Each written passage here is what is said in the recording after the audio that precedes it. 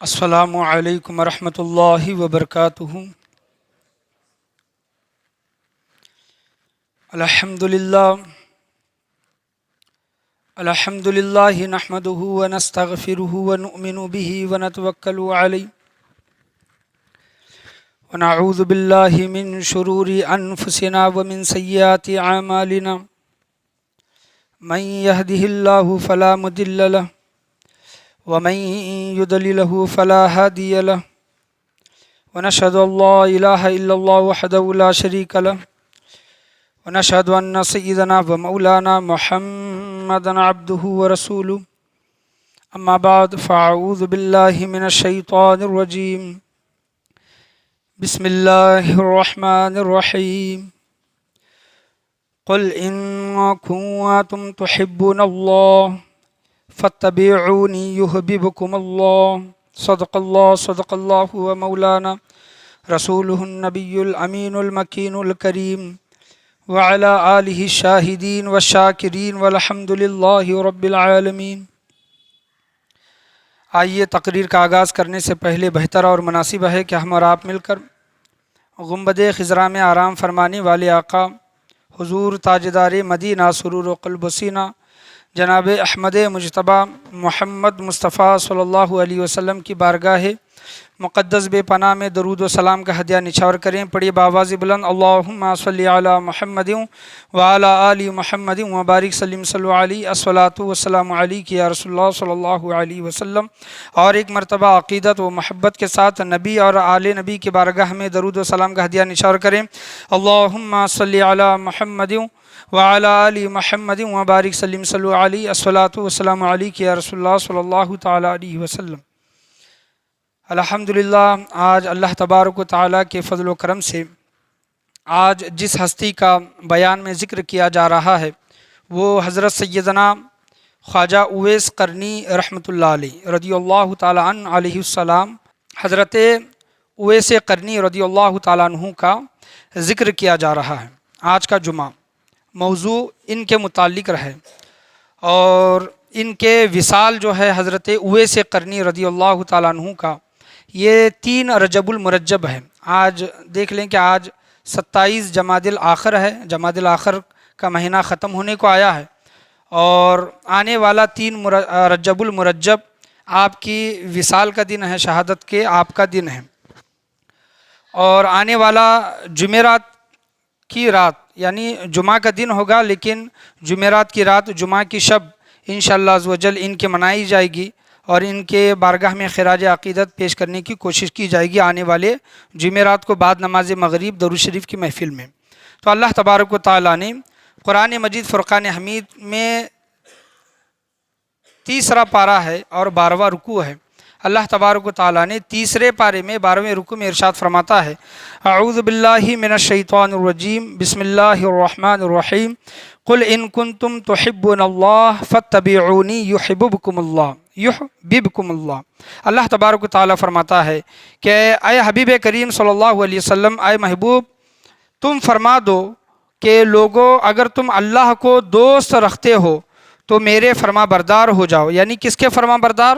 حضور صلی اللہ تعالیٰ علیہ وسلم کی اطاعت و پیروی کرو، حضور صلی اللہ تعالیٰ علیہ وسلم کے فرما بردار ہو جاؤ تو یحببکم اللہ، اللہ تبارک و تعالیٰ تمہیں اپنا دوست رکھے گا۔ سبحان اللہ، یعنی تم اللہ کو اگر دوست رکھنا چاہتے ہو، ہمارے متعلق انسانوں کے متعلق بیان کیا گیا ہے کہ ہم اگر اللہ کو اپنا دوست بنانا چاہتے ہیں، اللہ کو اگر راضی کرنا چاہتے ہیں، اللہ کو اگر خوش کرنا چاہتے ہیں تو اللہ نے یہ فرمایا ہے کہ میرے حبیب کریم صلی اللہ تعالیٰ علیہ وسلم کی فرما برداری کرو، اطاعت کرو، ان کا کہنا مانو، ان کا ہر حکم پر عمل کرو۔ اللہ نے یہ فرمایا اور کہا کہ اگر یہ تم کرو گے تو اللہ تبارک و تعالیٰ فرماتا ہے کہ اے لوگو میں تمہیں اپنا دوست بنا لوں گا۔ سبحان اللہ، یحببکم اللہ، اللہ فرماتا ہے کہ اللہ تمہیں دوست رکھے گا، اللہ تمہیں کیا کرے گا؟ اپنا دوست بنا لے گا، شرط ہے کہ حضور صلی اللہ علیہ وسلم کی فرما برداری۔ تو جو لوگ حضور صلی اللہ علیہ وسلم کی فرما برداری میں، اطاعت میں، پیروی میں زندگی گزاری، حضور صلی اللہ تعالیٰ علیہ وسلم کی محبت میں جن لوگوں نے زندگی گزاری تو ان کی زندگی کے نعرے وارے ہو گئے، یعنی ان کی زندگی کے رتبے درجے اللہ تبارک و تعالیٰ نے بڑھا دیے۔ بہت سے ایسے لوگ ہیں اطاعت پیروی کرنے والے، محبت کرنے والے، ان چند لوگوں میں سے حضرت سرکار سیدنا اویس قرنی رحمۃ اللہ علیہ کا ذکر آتا ہے۔ اور میں آپ کو یہ بات بتا دینا چاہوں کہ بعض اوقات ہمارے یہاں پر زبانوں میں نام کچھ بدل کر یا پھر بگاڑ کر بولے جاتے ہیں، تو اصل نام ہے اویس، اصل نام ہے اویس، اور ہم یہاں پر اپنی زبان میں زیادہ تر نام جو مشہور ہے اویس کہتے ہیں، یا پھر اویز بھی کہتے ہیں، ز بھی لگاتے ہیں، اویز یا پھر اویس یہ کہتے ہیں۔ تو اصل نام ہے اویس، الف کے اوپر پیش، اویس یہ صحیح نام ہے۔ اور آپ کا پورا نام اویس بن عامر، یعنی آپ کے باپ کا نام کیا ہے؟ عامر ہے، اور آپ کا وصال 3 رجب المرجب کو ہوا۔ آپ یمن کے رہنے والے ہیں، آپ یمن ملک کے رہنے والے ہیں، اور قبیلہ مراد کے ہیں، اور قرن قبیلے سے آپ تعلق رکھتے ہیں۔ مراد قبیلہ یہ بڑا ہے، اور مراد قبیلے میں سے اگر دیکھیں گے تو قرن سے آپ کا تعلق ہے، اسی وجہ سے آپ کو اویس قرنی کہتے ہیں، قرن کے رہنے والے ہیں، قرن علاقے سے تعلق رکھتے ہیں، تو اس وجہ سے آپ کو اویس قرنی کے نام سے آپ رضی اللہ تعالیٰ عنہ مشہور ہوئے۔ اور یہ دیکھیں کہ ان کے متعلق احادیث کریمہ میں بھی ذکر آیا ہے، حضرت اویس رضی اللہ تعالیٰ عنہ کے متعلق احادیث کریمہ میں یہ ذکر آیا ہے کہ آپ صلی اللہ تعالیٰ علیہ وسلم نے فرمایا کہ تابعین میں سے خیر التابعین وہ ہوگا جس کا نام اویس ہوگا۔ سبحان اللہ، خیر التابعین، بڑا تابعین، اور سید التابعین بھی ان کو کہا گیا ہے کہ تمام تابعین کے سردار۔ تابعین ان لوگوں کو کہتے ہیں کہ جن لوگوں نے صحابہ کرام کو اپنے سر کی آنکھوں سے دیکھا، ایمان لے کر آئے، اور ایمان ہی کے حالت میں ان کا اس دنیا سے وصال ہوا، تو ان کو تابعین کہتے ہیں، یعنی جن لوگوں نے صحابہ کو دیکھا۔ صحابہ ان کو کہتے ہیں جن لوگوں نے حضور صلی اللہ علیہ وسلم کو دیکھا۔ تو آپ صلی اللہ علیہ وسلم کی حدیث بھی ہے کہ بہترین زمانہ میرا ہے، اور میرے بعد صحابہ کا، صحابہ کے بعد تابعین کا، ان کے بعد تبع تابعین کا۔ یہ آپ صلی اللہ تعالیٰ علیہ وسلم نے قرون اولیٰ کے نام سے آپ صلی اللہ تعالیٰ علیہ وسلم نے زمانے کے متعلق فرمایا ہے کہ یہ بہترین زمانہ ہے۔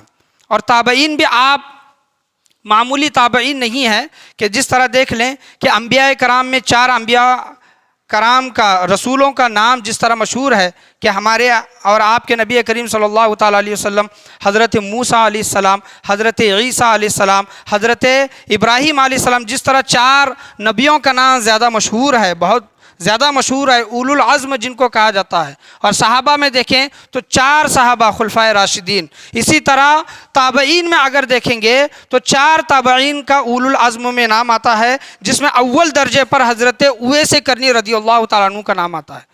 احادیث کریمہ سے ثابت ہے کہ آپ صلی اللہ تعالیٰ علیہ وسلم نے حضرت اویس کو خیر التابعین کہہ کر یاد فرمایا ہے۔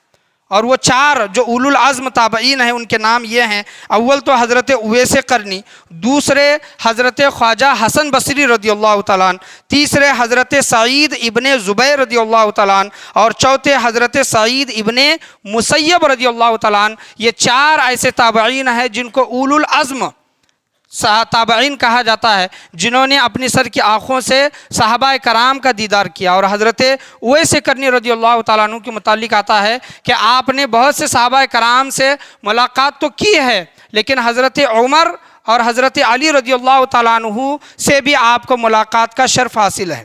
اور آپ صلی اللہ تعالیٰ علیہ وسلم نے خاص تاکید، خاص پیغام، روایتوں میں 2 اقوال آئے ہیں، حضرت عمر کے متعلق زیادہ اقوال ہیں، میں دونوں کا ذکر کرتا ہوں کہ حضرت عمر و علی رضی اللہ تعالیٰ عنہ کو ارشاد فرمایا تھا کہ اے عمر و علی، جب تمہیں اویس قرنی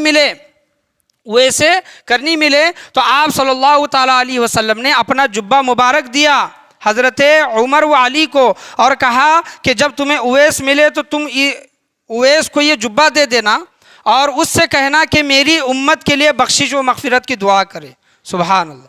اور آپ صلی اللہ علیہ وسلم نے فرمایا، حضرت عمر رضی اللہ تعالیٰ عنہ کا بھی قول ہے کہ اویس قرنی رضی اللہ تعالیٰ عنہ کے متعلق بیان کیا گیا کہ اے لوگوں کو بیان کیا گیا کہ جب بھی تمہیں اویس ملے، اویس سے تمہاری ملاقات ہو، تو تم اس سے اپنی بخشش و مغفرت کی دعا کی گزارش کرنا۔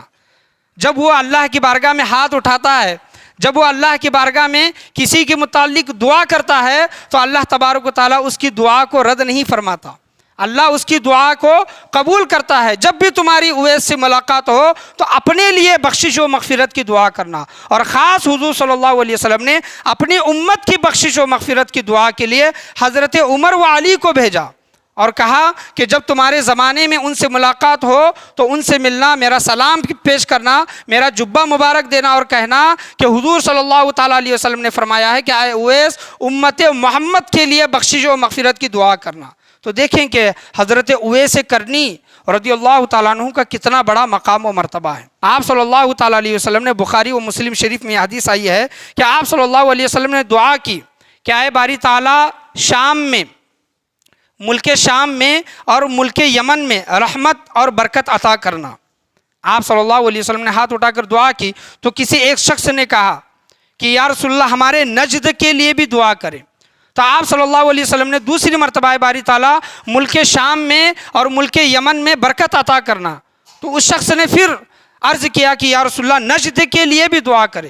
تو آپ صلی اللہ علیہ وسلم نے تیسری مرتبہ صرف ملک شام اور ملک یمن کے لیے دعا کی تو تیسری مرتبہ وہ شخص عرض گزار ہوا کہ یا رسول اللہ، ہمارے نجد ملک کے لیے بھی دعا کر دیں۔ تو آپ صلی اللہ علیہ وسلم نے کہا کہ نجد میں تو زلزلے آئیں گے، نجد میں زلزلے سے مراد یہاں پر شیطانی ٹولہ جنم لے گا اور وہاں سے فتنہ فساد شروع ہوگا۔ تو آپ صلی اللہ تعالیٰ علیہ وسلم نے نجد کے لیے دعا نہیں فرمائی، صرف ملک شام اور ملک یمن کے لیے۔ ملک شام کے لیے آپ صلی اللہ علیہ وسلم نے اس لیے دعا فرمائی کہ ملک شام انبیاء کا ملک ہے۔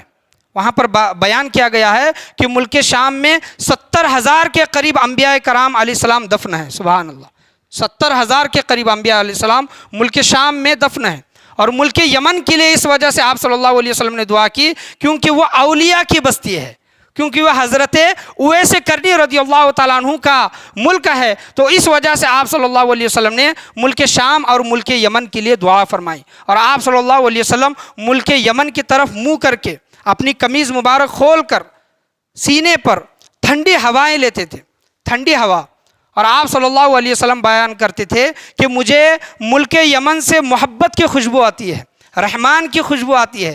آپ صلی اللہ علیہ وسلم ارشاد فرماتے تھے، اور ٹھنڈی ٹھنڈی آہیں، سانسیں آپ صلی اللہ تعالیٰ علیہ وسلم لیا کرتے تھے۔ دیکھیں کہ ایک عرب ملک تو ایک گرم علاقے کا ملک ہے، وہاں پر گرمی، شدت کی گرمی، آج بھی وہاں پر شدت کی گرمی ہے، اور ویسی شدت کی گرمی میں آپ صلی اللہ تعالیٰ علیہ وسلم ملک یمن کی طرف منہ کر کے ٹھنڈی سانسیں لیا کرتے تھے، محبت کی سانسیں لیا کرتے تھے، اور بیان کرتے تھے کہ یمن میں میرا ایک چاہنے والا ہے۔ سبحان اللہ، یمن میں میرا ایک چاہنے والا ہے جس کا نام اویس ہے۔ وہ اویس اپنی مجبوری کے تحت، شرعی عذر کے تحت وہ میری بارگاہ میں آ نہیں سکتا۔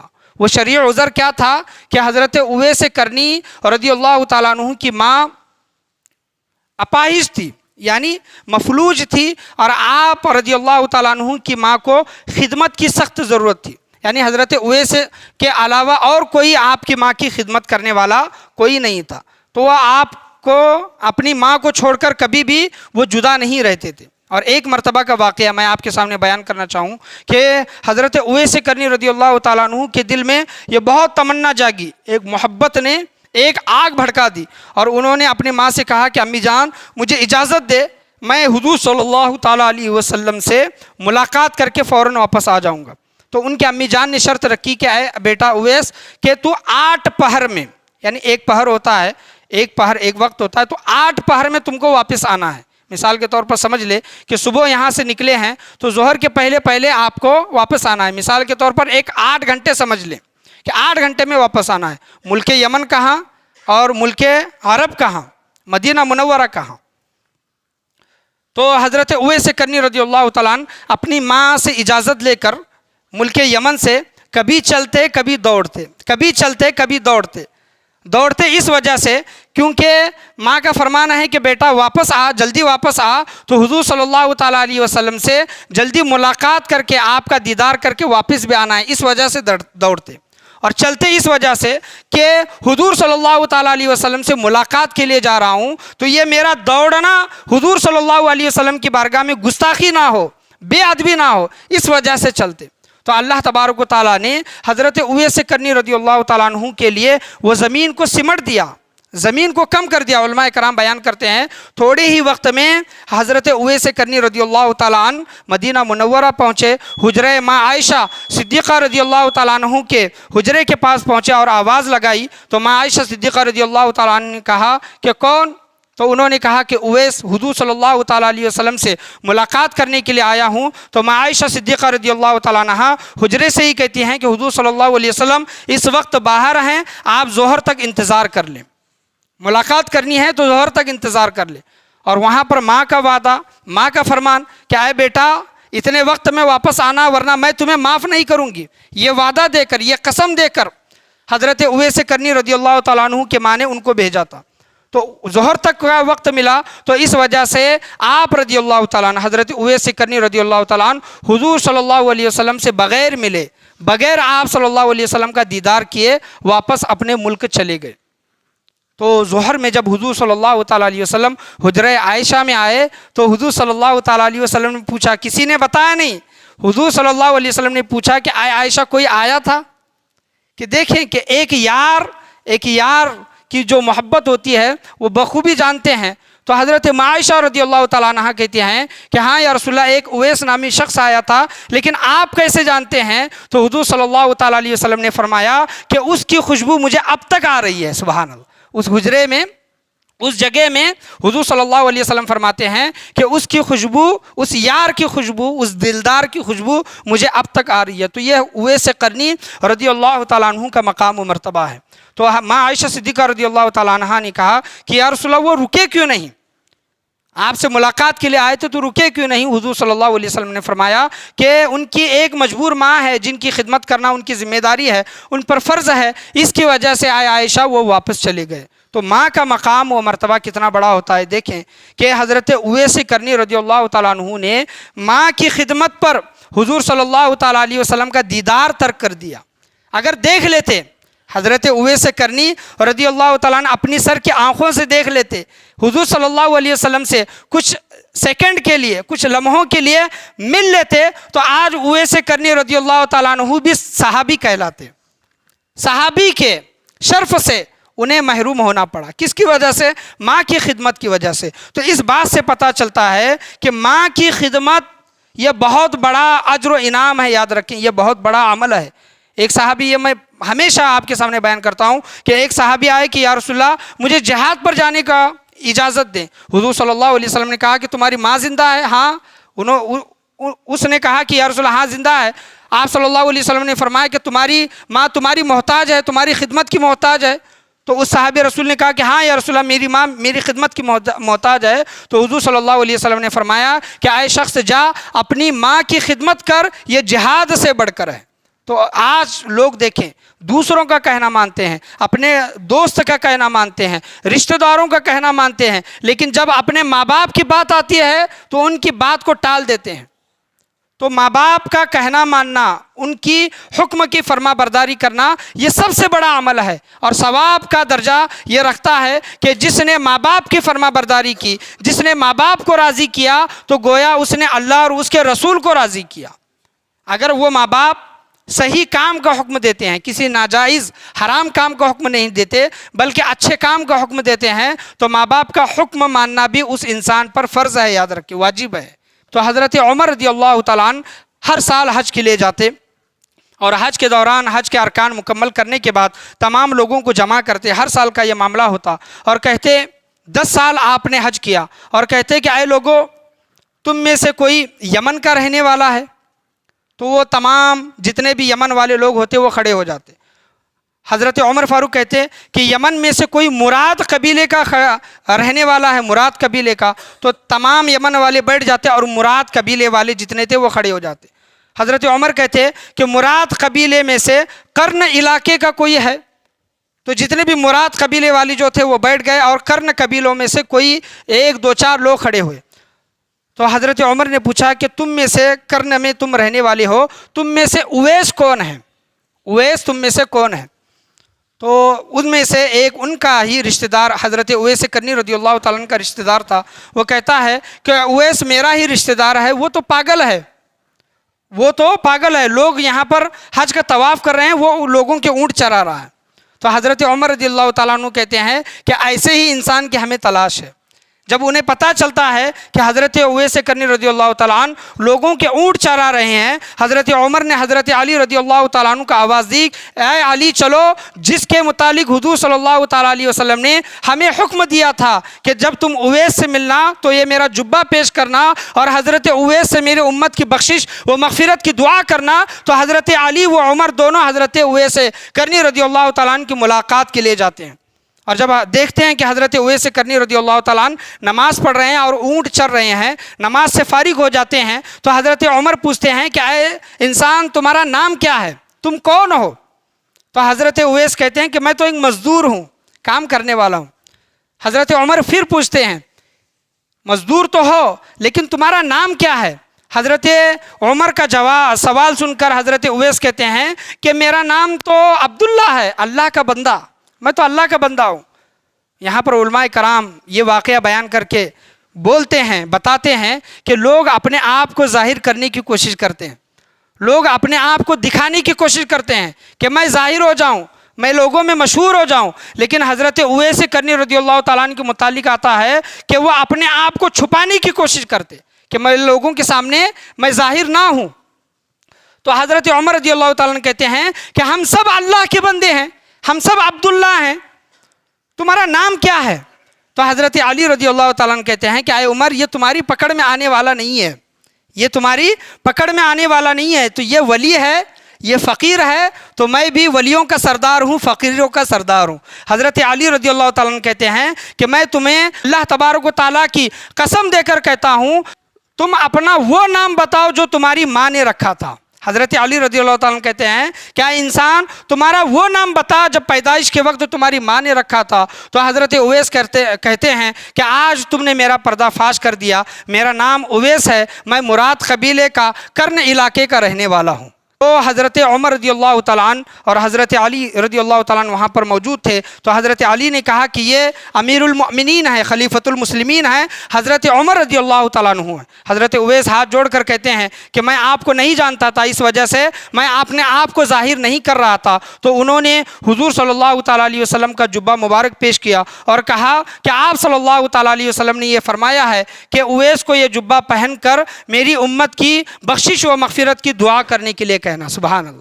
تو حضرت اویس رضی اللہ تعالیٰ عنہ زاروں قطار رونے لگے کہ میرے نبی کریم صلی اللہ تعالیٰ علیہ وسلم نے میری یاد فرمائی، مجھے یاد کیا اور میرے لیے جبہ بھیجا، اور یہاں تک کہ امت کی بخشش و مغفرت کی دعا کرنے کے لیے آپ صلی اللہ تعالیٰ علیہ وسلم نے حکم فرمایا ہے۔ تو حضرت اویس قرنی رضی اللہ تعالیٰ عنہ نے امت محمدی کے لیے بخشش و مغفرت کی دعا کی۔ تو یہ آپ کا مقام و مرتبہ ہے کہ ساری دنیا تو عمر و علی کے نعرے لگاتی ہے، وہی عمر و علی حضرت اویس قرنی رضی اللہ تعالیٰ عنہ کو ڈھونڈنے کے لیے نکلے ہیں، ان کے پیچھے نکلے ہیں۔ تو یہ حضرت اویس قرنی رضی اللہ تعالیٰ عنہ کا مقام و مرتبہ۔ حضرت ربیع رضی اللہ تعالیٰ عنہ حضرت اویس قرنی رضی اللہ تعالیٰ عنہ سے ملاقات کرنے کے لیے گئے۔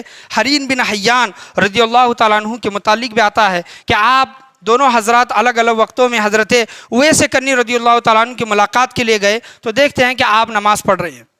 تو حرین بن حیان نے سوچا کہ ابھی نماز ختم کر کے آپ فوراً ملاقات کریں گے، تو نماز ختم کرنے کے بعد آپ نے فوراً قرآن پڑھنا شروع کیا، اور آپ صلی اللہ علیہ وسلم نے فرمایا تھا کہ حضرت اویس قرنی رضی اللہ تعالیٰ عنہ کی نشانی یہ ہوگی کہ ان کی تڈی گھٹنوں سے لگی ہوگی اور بال بکھرے ہوں گے، آنکھیں بڑی بڑی ہوں گی، سرخ ہوں گی، اور ان کے ہاتھ پر ایک بیماری کا نشان ہوگا، ان کو بیماری ہوئی تھی اور اللہ تبارک و تعالیٰ نے اپنے فضل سے وہ بیماری ٹھیک کر دی، تو وہ بیماری کے نشان جاتے رہے۔ تو حضرت اویس قرنی رضی اللہ تعالیٰ نے اللہ کی بارگاہ میں عرض کیا کہ یا اے باری تعالیٰ، تو نے بیماری ٹھیک کر دی لیکن ایک نشان رہنے دے، تاکہ اس نشان کو یاد کر کے میں تیرے فضل کو یاد کروں، تیرا شکر ادا کروں۔ تو ایک بیماری کا ایک نشان، برس کا جو نشان ان کے ہاتھ پر تھا، وہ آپ صلی اللہ تعالیٰ علیہ وسلم نے نشانی بیان کی تھی۔ تو حرین بن حیان رضی اللہ تعالیٰ عنہ وہاں پر رکے رہے، تو انہوں نے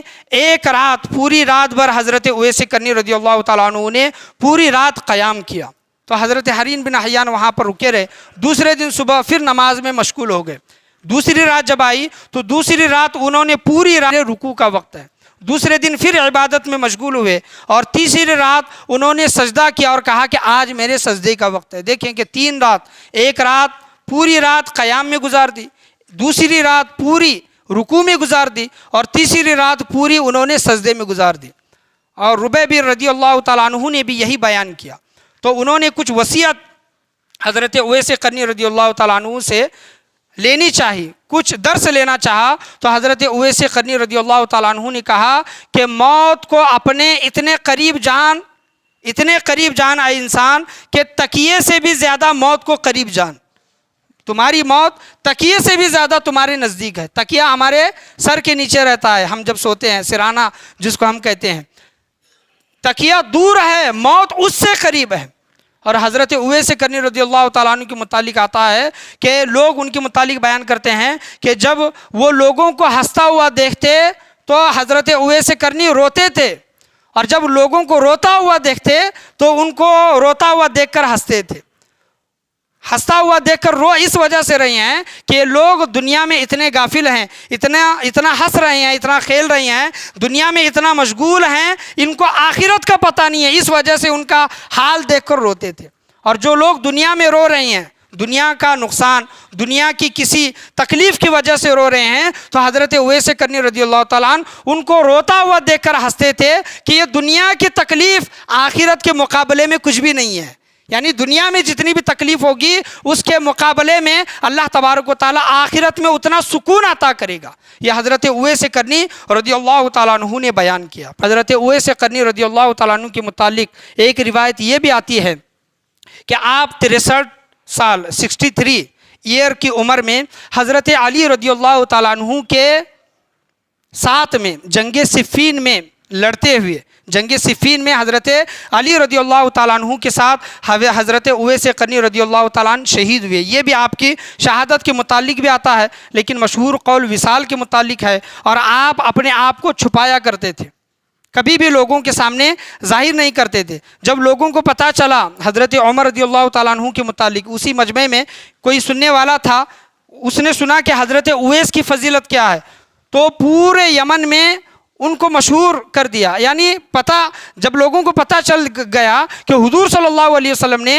ان کو سلام بھیجا ہے اور ان کو کہا ہے کہ امت کے لیے بخشش و مغفرت کی دعا کرے، تو بہت سے لوگ ان کو ملنے کے لیے آئے، ان کے بارگاہ میں اپنے لیے بخشش و مغفرت کی دعا کرنے کے لیے آئے۔ تو حضرت اویس قرنی رضی اللہ تعالیٰ عنہ کو جب یہ پتہ چلا کہ لوگوں کو یہ چیزیں معلوم ہو رہی ہے، تو انہوں نے وہ ملک چھوڑ کے چلے گئے، دوسرے ملک چلے گئے۔ اگر کوئی دوسرا ہوتا تو یہ کہتا کہ آؤ میرے پاس، میں تمہارے لیے دعا کروں گا، لیکن وہ اپنے آپ کو ظاہر کرنے والے نہیں تھے، اپنے آپ کو چھپانے والے تھے۔ اور علماء کرام بیان کرتے ہیں کہ حضرت اویس قرنی رضی اللہ تعالیٰ عنہ کی ایسی ذات ہے کہ اس سرزمین پر، اس دنیا میں ان کو کوئی بھی جانتا نہیں تھا سوائے مختصر لوگوں کے، دنیا میں ان کو کوئی بھی نہیں جانتا تھا، اور آسمانوں میں ہر ایک اللہ کی مخلوق ان کو جانتی تھی، ان کا مقام و مرتبہ اتنا بڑا تھا۔ اور یہ آیا ہے کہ اللہ تبارک و تعالیٰ حضرت اویس قرنی رضی اللہ تعالیٰ عنہ، جیسے علماء کرام بیان کرتے ہیں 70,000 اویس قرنی رضی اللہ تعالیٰ عنہ جیسے ہم شکل لوگوں کے ساتھ حضرت اویس قرنی رضی اللہ تعالیٰ عنہ کو جنت میں داخل فرمائے گا۔ اس کی وجہ یہ بیان فرمائی کہ جب دنیا میں اللہ نے حضرت اویس کو ظاہر نہیں کیا لوگوں کے سامنے، تو قیامت میں، آخرت کے دن میں جب جنت میں جانے کی باری آئے گی، اس وقت بھی لوگوں کو پتہ نہیں چلے گا کہ حضرت اویس کون ہے۔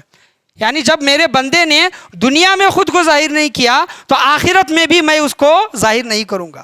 اور حضرت اویس قرنی رضی اللہ تعالیٰ عنہ کے متعلق آتا ہے کہ ہزاروں کروڑوں لوگ حضرت اویس قرنی رضی اللہ تعالیٰ عنہ کی دعا سے، شفاعت سے، ان کی دعا سے لوگ جنت میں جائیں گے۔ اللہ تبارک و تعالیٰ جنت کے دروازے پر روک دے گا اور کہے گا کہ آئے اویس رک جا۔ عرض گزار ہوں گے کہ اے باری تعالیٰ کیا وجہ ہے روکا گیا؟ عرض گزار ہوں گے اے باری تعالیٰ کیا معاملہ ہے؟ تو اللہ تبارک و تعالیٰ فرمائے گا کہ آئے اویس پیچھے دیکھ۔ تو پیچھے جب دیکھیں گے تو ہزاروں کروڑوں لوگ ہوں گے۔ اللہ تبارک و تعالیٰ فرمائے گا کہ آئے اویس تو جس شخص کے متعلق دعا اور بخشش و مغفرت کی دعا کرے گا، اس کی شفاعت کرے گا، اللہ تبارک و تعالیٰ فرمائے گا کہ میں اس کو جہنم سے نکال کر جنت میں اس کا داخلہ عطا فرماؤں گا۔ تو حضرت اویس کرنی رضی اللہ تعالیٰ عنہ کی دعا سے ہزاروں کروڑوں لوگ جنت میں داخل ہوں گے۔ ایک روایت کے متعلق آیا ہے کہ بنی تمیم کی جو بکریاں تھیں، بکریوں کے بالوں سے زیادہ اللہ تبارک و تعالیٰ حضرت اویس کرنی رضی اللہ تعالیٰ عنہ کے ذریعے لوگوں کی بخشش و مغفرت فرمائے گا۔ میں ایک دو واقعات میں آپ کے سامنے بیان کر کے تقریر کو ختم کروں گا۔ 3 رجب المرجب حضرت اویس کرنی رضی اللہ تعالیٰ عنہ کی یوم وصال کا دن ہے۔ آنے والا جمعہ کی شب یعنی جمعرات کی رات میں ان کے وصال کا دن انشاءاللہ عز و جل مسجد میں منایا جائے گا۔ درود شریف کی محفل، فاتحہ خوانی دعا ہوگی، آپ بھی اس میں شرکت فرمانے کی کوشش کریں۔ آنے والا جمعرات کا دن، یہ 3 رجب المرجب آپ کے یوم وصال کا دن ہے۔ آپ کے متعلق یہ آتا ہے کہ جب میدان احد میں، جنگ احد میں حضور صلی اللہ تعالیٰ علیہ وسلم کے دندان مبارک گرے، دانت مبارک گرے، یہ واقعہ بہت مشہور ہے اور قوالیوں میں اور دیگر اپنے لوگ جو ہیں اپنے بیانات میں یہ چیزیں بیان کرتے ہیں۔